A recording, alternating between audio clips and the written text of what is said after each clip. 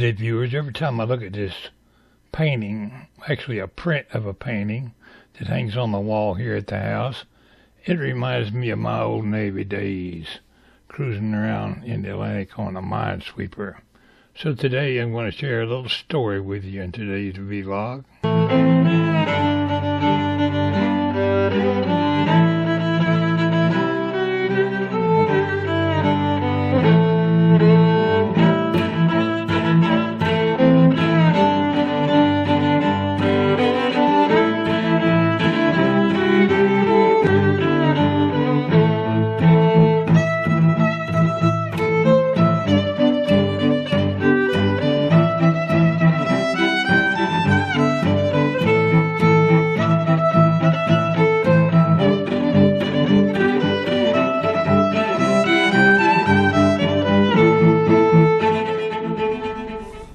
We say someone has their sea legs when they stop having motion sickness and can move with confidence on a ship or vessel. This happens when the inner ear and the brain resolve what seems to be conflicting messages. It is normal to feel off balance after a cruise. Mal-de-debarquement syndrome is a rare disorder that makes you feel like you're moving even when you're not. It's common after traveling by boat. In most cases, symptoms go away within 24 hours, but they can linger for months or even years in some instances. What is sea legs phenomenon? Feeling like you're still rocking or moving after being on a boat is a common phenomenon. It's known as sea legs or land sickness. It happens because your brain has adapted to the motion of the boat while you were at sea. Once you're back on stable land, your inner ear and brain are still expecting that rocking motion. So today, as I tell my story, you'll have some explanation of what I'm talking about. Good day, viewers. Walter here. Thought I'd do a little bit of a vlog today. Kind of a storytelling time, and the vlog combined, I guess. I was sitting here watching a lot of YouTube today. All I do when I'm sitting in this room is watch TV, unless I'm reading a newspaper or something. Today I sat here quite a while, and I jumped up real quick to go back through the house, and lost my balance. I didn't fall down, but I got all lightheaded and dizzy from getting up too fast. Since I've got older, I experienced a little bit of vertigo, and I think it's due to some of the heart medications and blood pressure medicines and other things that I take. It's more of a side effect, but occasionally I get bouts of vertigo, and it's not good for somebody that's already fell down once and broke his hip. We don't need to do that no more. But it took me, 5 minutes of walking around the house here to get my balance back, and it brought a story to mind. It feels like the room is kind of moving, and your body's you're losing your balance, and that brings a story to mind. Back in my Navy days, as a young man, I was stationed on minesweepers in the U.S. Navy. Well, minesweepers are not like big destroyers or aircraft carriers or big ocean-going ships, although we did go out in the ocean. We were on an ocean-going minesweeper. And it makes a big difference when you're on a wooden hull ship, probably not much bigger than the Mayflower or some other old-style wooden hull ship. Probably a little bigger. I don't think the Mayflower was all that big. But it's the same principle. You got a wooden hull ship that's not real big, and you go out in the ocean. Well, have you ever been out in the sea? If you've ever been out to sea, it's not always like you see in the movies, a nice calm little body of water. There are days when the waves can get as high as this room or bigger. 20, 30 foot tall waves out bobbing around. Well, when you're on the little minesweeper, 148, 150 feet long or whatever, you're subject to bouncing up and down and drifting all over the ocean. There was many a day that we got into, like, we didn't have, I guess it would have helped if we'd had a GPS and stuff back in them days. We could probably look at the weather maps and go around a storm. But you didn't know whether you were going to hit a storm or not until it was dead on top of you. So as a result, you wind up sailing right through the storms. If you're out on some big cruise boat or something, they know ahead of time where the storms are, and they're going to stay in calmer waters. They don't want their passengers to get seasick. Well, you can get seasick in a hurry when you've been out in the ocean for like days at a time, and it's constantly, the ship is shifting back and forth. You have to reach out and grab the bulkhead sometimes to get your balance when the ship is pitching, especially if you're below decks. You can't see the horizon, and you just kind of feel the motion, and you never know when the ship is going to hit a big wave, and occasionally you will hit a real big one kind of the wrong way, and it'll throw you. I've been sitting on the mess decks trying to eat. It would be rocking so bad that we use these metal trays about yay long. You might have seen them in some school lunchroom somewhere. Had different divided areas to eat off of. Well, one trick we learned was it's a metal top table. Set your tray down there and go off to get your milk. You come back, your plate might be done slid all the way down to the other end of the table. So the way we overcome that trick was take a slice of bread, put it under your tray and smoosh it right down onto the table. And that would kind of give it some traction and your plate wouldn't slide away. But I've been sitting on a mess deck not paying attention to have my tray slide all the way down to the other end of the room. If some guy down there happens to be seasick and throwing up, he just might throw up in your plate. In fact, we've seen that happen. When you get out there at sea, pretty soon you get what you call your sea legs. You get adapted to the motion of the ship, and I'm talking about some serious knocking you around. And it takes a while to get your balance. Once you got your balance and you comfortably walk around on that ship, occasionally catching your balance on a bulkhead somewhere or grab a stanchion,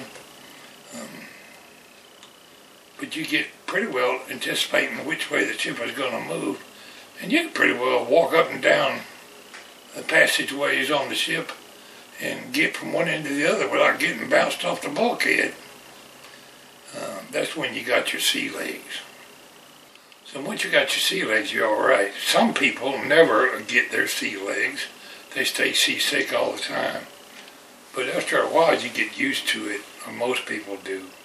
And it's not a big deal. You don't even feel sick at your stomach no more. But you can get downright sick at your stomach if you're constantly off balance. And there's another effect that I wanted to talk about, and that's called disembarkment syndrome, I think I would call it.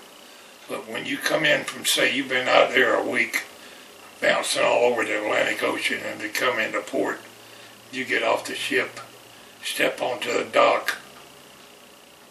Well, the ship, the water's calm, you're steady, there's nobody moving, but your body's still adapted to that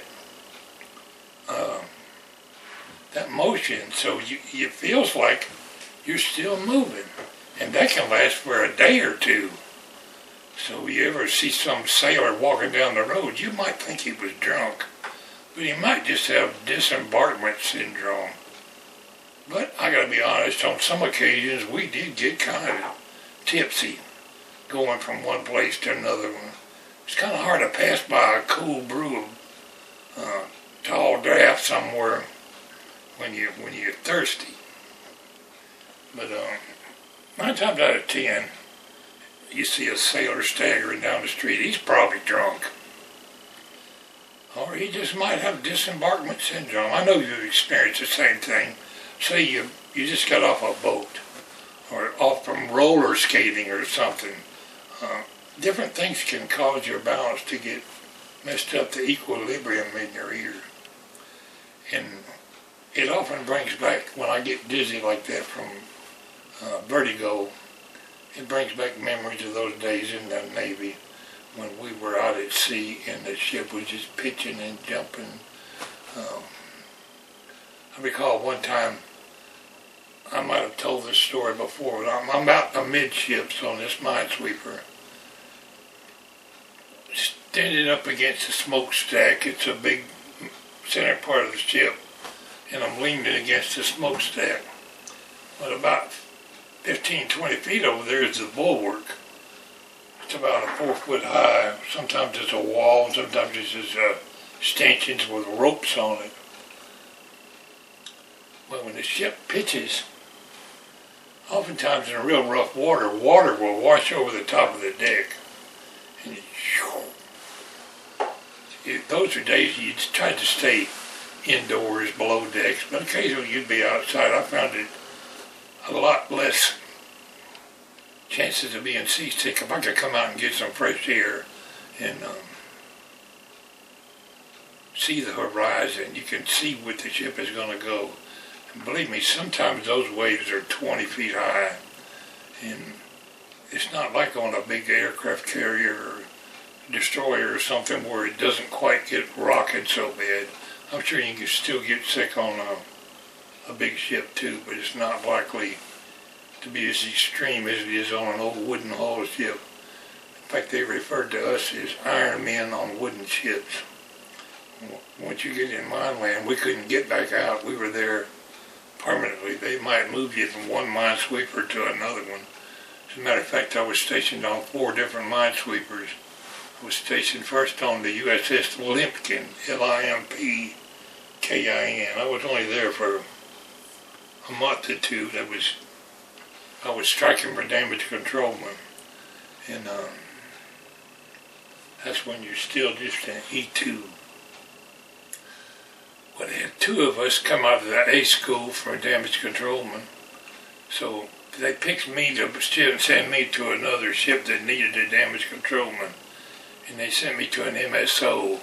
The Limpkin was MSC, a coastal minesweeper. Sent me to the USS Affray, A-F-F-R-A-Y. That's an ocean-going minesweeper.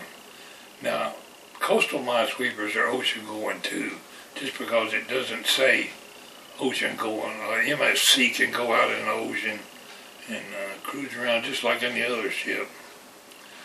But I hope I ain't boring you with this story. Let's see, I left a fray after, I guess I was on there about a year, and went to the USS Jacana. That was a coastal minesweeper.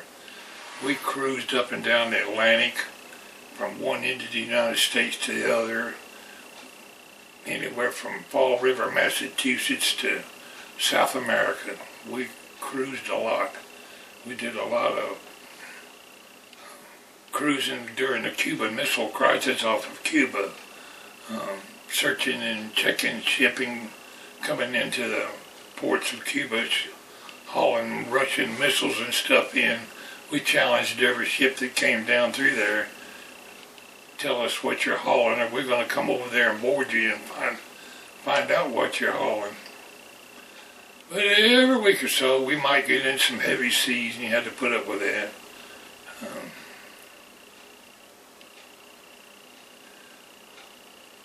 I had to get off track with my story.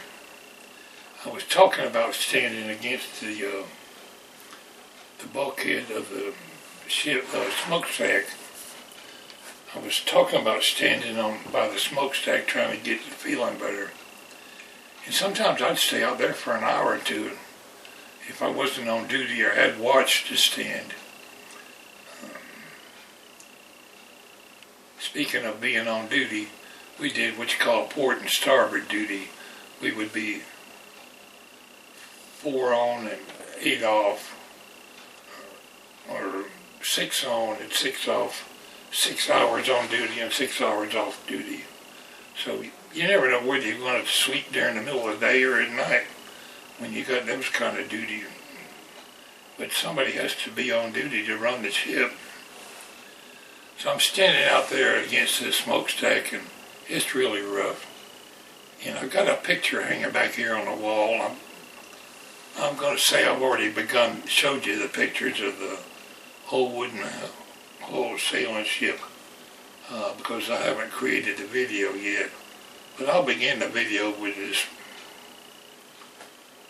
It's not a painting. It looks like a painting, but it's really a print of somebody's painting of an old sailing ship in heavy seas. And then this ship pictures, you can see the water washing over the bulkhead. And the ship took a sudden lurch, so sharp of a lurch that I lost my balance and fell down onto my knees towards the bulkhead where the water was washing over at the same time. Well, the water comes washing over this bulwark, which is a little wall or about that high. And I'm down on my knees getting washed across the deck. The water's over my head. And for just a brief second, I was underwater.